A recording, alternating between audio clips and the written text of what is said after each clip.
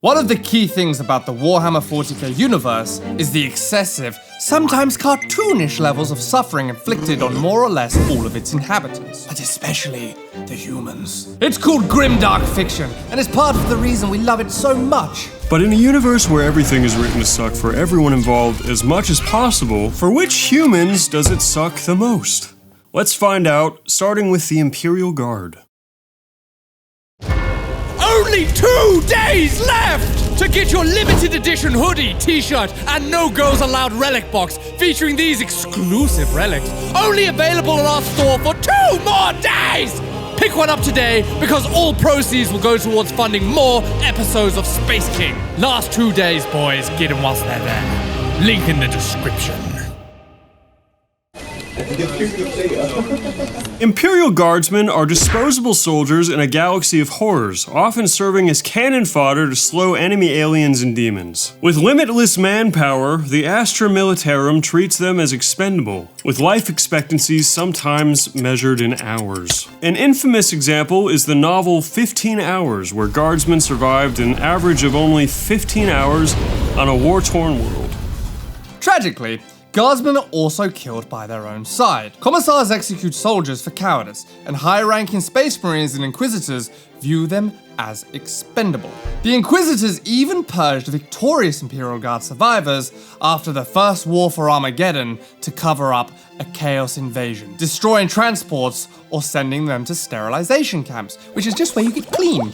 In essence, Guardsmen face monstrous foes and the ruthless officials of their own Imperium, who value them as nothing more than expendable pieces of shit. I see absolutely nothing wrong with anything that's happening here. You can't submit these people to like the horrors of chaos or whatever and have their minds break several different which ways and hows. You got them thinking about femboys. You got them thinking about carving runes into their wrists, like, and then they're gonna fucking explode into a demon later. Like, sometimes you gotta do a little purging, you know? Or they're just gonna go off and tell other people about femboys. Yeah, if we've learned anything from Vietnam, soldiers come back different. And you don't want that, so you just wipe them all out, start fresh, get a new crop. Like, why take the risk? If you got a trillion, quadrillion, billion, trillion, million, billion, trillion of them, you can waste a few. Yeah, the thing about 40k is everyone's like, there's no good guys, and it's all a satire, and the Imperium's evil, you know what I mean? But the universe as written, as is presented, more or less requires the Imperium to be that way.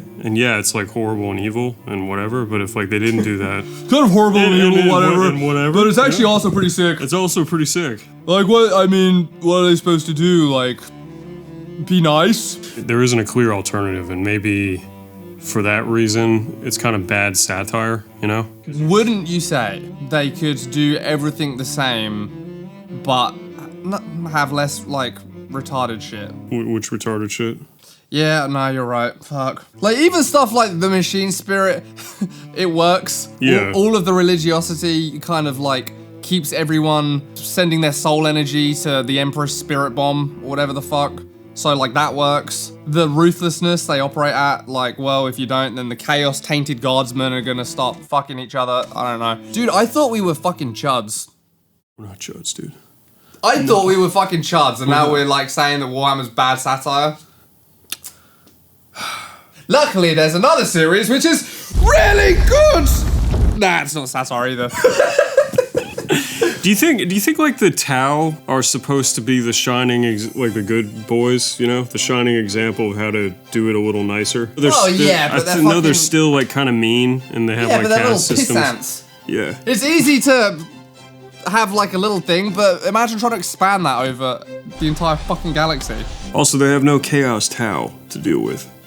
Yeah. Chaos just kind of shits on everything. Quote-unquote good satire would be, look at how crazy and fascistic they are. Isn't that wrong and terrible? But it's like, the literal supernatural powers of the war require them to be, or they're fucked. And that's cool. It's cool fiction. Okay, next. The Agri world worker.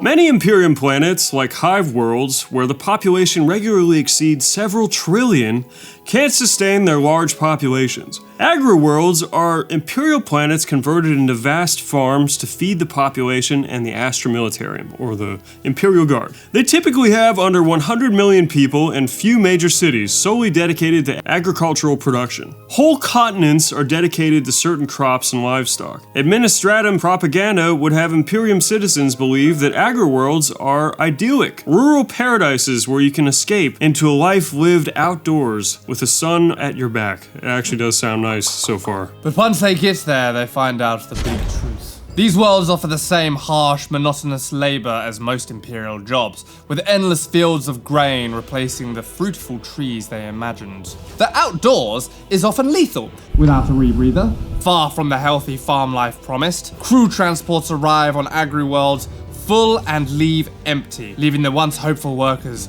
to live and die on these farm complexes, with many perishing from exhaustion or accidents and becoming literal fertilizer. Life on agri-worlds, no matter what it produces, is all about hard work. It's a never-ending cycle of tilling, planting, harvesting, and looking after livestock. There's a saying among the indentured workers, you come for the soil, you end up part of it. That's nice, that's whimsical. Good old-fashioned country wisdom. It's still probably kind of better than a lot of the alternatives. You're outside. Endless fields of wheat. In keeping with their endless quest to make everything as terrible as possible, I don't think you actually can grow corn without sunshine. Touche. You know? I mean, but maybe you can with like super nutrients. Super sci-fi corn. Yeah, grows. like fascistic nutrients. But then also, if the entire world has tracts and tracts of land that are just growing shit, yeah, how polluted could it really be? I think the idea is they just like virus bomb the wheat fields with pesticides, like that are so sick that they'll kill you. But you get your lovely super corn, your space corn. If it's this or like being at the bottom of some fucking hive world, literally getting butt fucked by plague rats. I don't know. The wheat fields where you like, you get to die a nice looking up at the sky, the choked sky. And then you might also think that a lot of this could be automated, you know? Like, why don't they just have machines do a lot of this? But a big thing in 40k is AI is actually banned because in the lore there was a past war with, I think they were called the Metal Men. So basically Terminator, like literally Terminator is in 40k war. And after that they decided AI is a really bad idea, so all labor has to be done by human hands. And that's why you get servitors, which are basically human computers. So you get like the benefits of AI, tedium, and drudgery, but it's living off of a human host, more or less. So still have a non-AI industry though. Like, you know, fucking putting a human in a continent-sized plow. Because that's 40k. Oh, well, yeah, they have trucks and shit. Yeah, exactly. Sure. So Sure. you can automate the fuck out of this. It's true. Like, think of how much automated shit we have now without AI. Well, we have trucks. You know what, dude? I take the Imperium's retarded. Yeah. Forge World workers. Forge Worlds are indispensable to the Imperium, serving as the vast factories that supply its armies with armaments and munitions. These worlds harness unique technologies, often featuring mobile cities that evade toxic clouds or orbital elevators stretching into space. Isn't that another science fiction? Yeah, that's the one where the cities like drive around the sand and eat each other. Yeah. Which is also sick. Dude, 40k, they just rip off merchants. We'll have that one too. Dink. Ooh, dink. Hey! Don't copy us! Don't copy us! I copied you. I love it. I love it for them. It's very themic. It's very in-world. Industrial serfs on Imperial Forge and Hive worlds labor tirelessly in manufactoria, producing armaments for the Imperium's endless wars. Oh, the Imperium's endless wars. We need moving cities to get away from the fog. We gotta get away from the fog. The smog is extra bad here, so we have to drive away from it. Moving cities is retarded. Okay, designated as labor units by the tech priests, menials are permitted to live as they choose. That's all nice, provided they meet work quotas, maintain order, and avoid disrupting their master's arcane endeavors. These workers endure 12 to 16-hour shifts, That's not so bad. typically performing menial tasks that tech priests would consider below a servitor. I don't think they're drawing like cartoons. Yeah. I don't think they're in an air-conditioned office drawing cartoons. I mean, it's not nice, but we have that today. you know. That's true. They should be working 36-hour days. Yeah, they should turn the grimdark up a little. Yeah, because, I mean, you can have a world that has more day hours, right? So you could literally have them working 36-hour days and it would make sense. You could probably have a world where you have to walk uphill both ways. So that's better grimdark fiction. That's nice. If anyone wants to hire us to write. All the Forge worlds have to be on a planet with extra long days so they can work longer. Everyone has to wear high visibility vests, no matter where they are or even if they've clocked off work. Nice. It's grimdark. Yeah, that feels particularly hellish to me. That's nice and grimdark. Injuries are common and often fatal, with replacement workers readily available. Harsh penalties await those who fail in their service, suffer severe injuries, or are convicted of crimes. The Imperium constantly acquires new labor helots and organic servitor components. What was that previous word? Did I say that right? Helots? Helots? I don't know, dude. Sometimes you guys say stuff crazy, and sometimes we say stuff. It's like fillet and fillet. Why don't you butcher the word so thoroughly that it's not going to matter? Helot. Thank you, Don. Born, working, and dying within factory compounds, their lives are a cycle of thankless toil for meager wages. The Imperium sees these trillions of laborers as expendable resources, drugged and driven by overseers to meet quotas, their individual sacrifices unnoticed and unremembered. You know what? The cornfield is starting to sound kind of nice, isn't it? Yeah, maybe don't complain so much. You could be this guy. Servitor.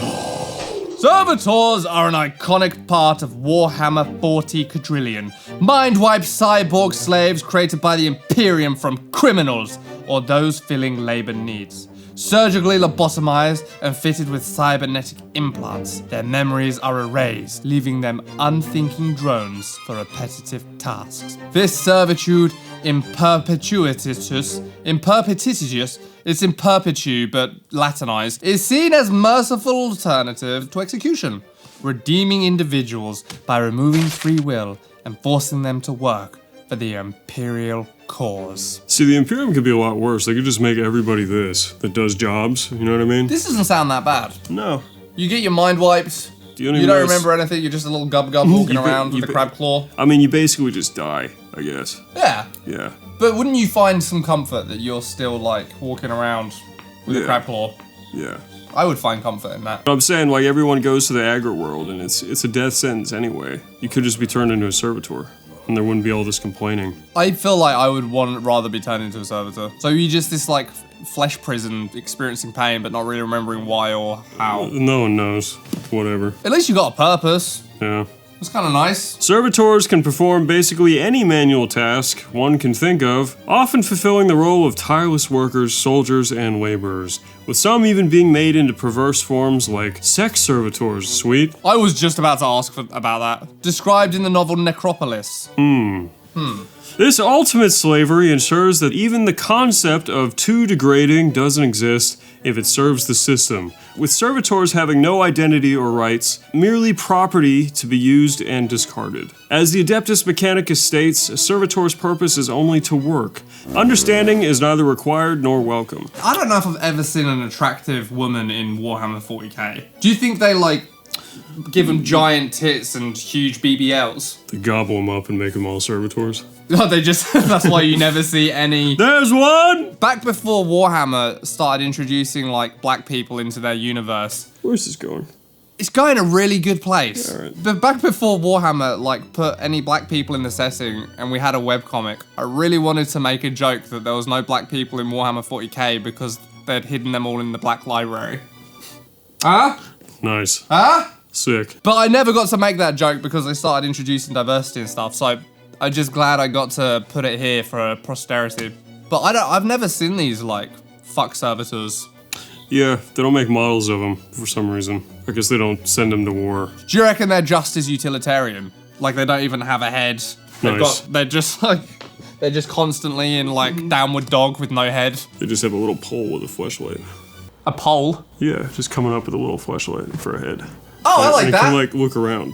Otherwise known as a mouth. Administratum clerk. That doesn't sound so bad. As Imperium's bureaucracy, the Adeptus Administratum is known to be incredibly bloated, inefficient, and bleaker than the existence of frontline soldiers. It manages an empire of 1,000,000 worlds with endless workloads where clerks process countless forms and file reports, leading to a lifetime of mind-numbing drudgery. This bureaucracy operates on procedure, precedent, tradition, and cold calculation, heedless of human cost, where initiative or compassion is non-existent. I actually think this is like the most grimdark. You know, you can have your fucking flesh chairs and your gobbledygooks, but like a clerical error wipes out a whole world.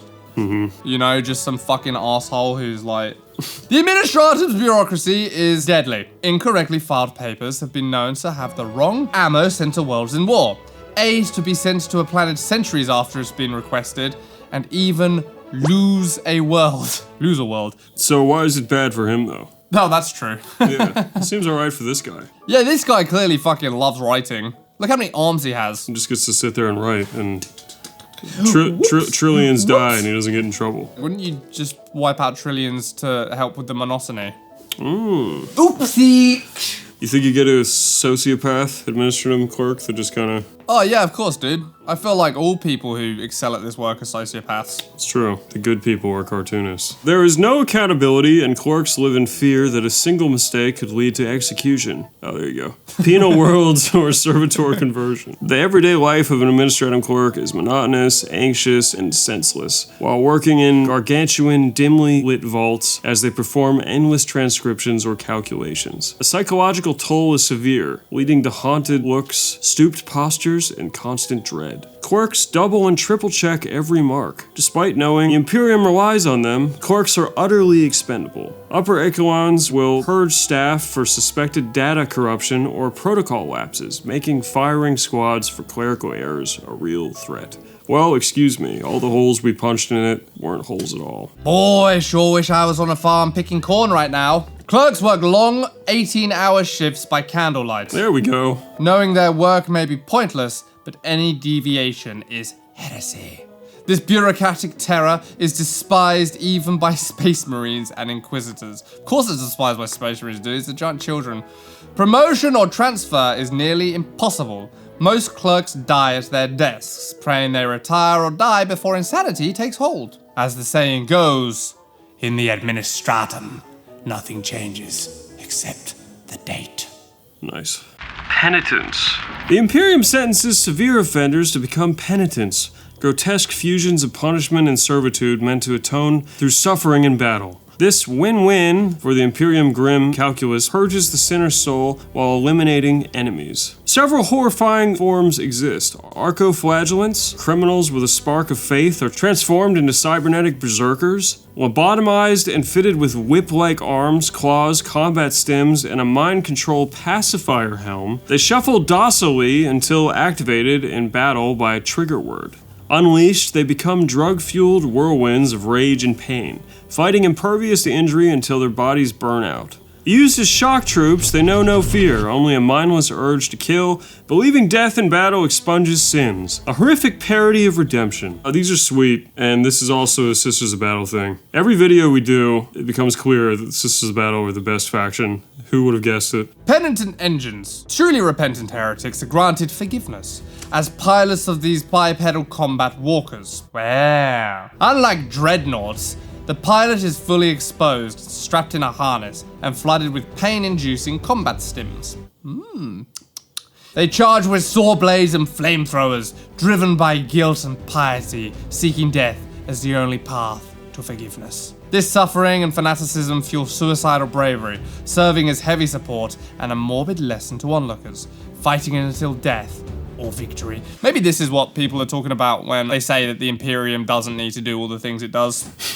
I think we may have found the satire. No, but this guy, he's like a shining bastion of faith for everyone else. Right, he's inspiration. You know what? Never mind. All makes sense again. He drives the religious zealotry, because when he survives the battle, people are like, whoa. Whoa. Whoa. Do you think he ever tries to self-suck?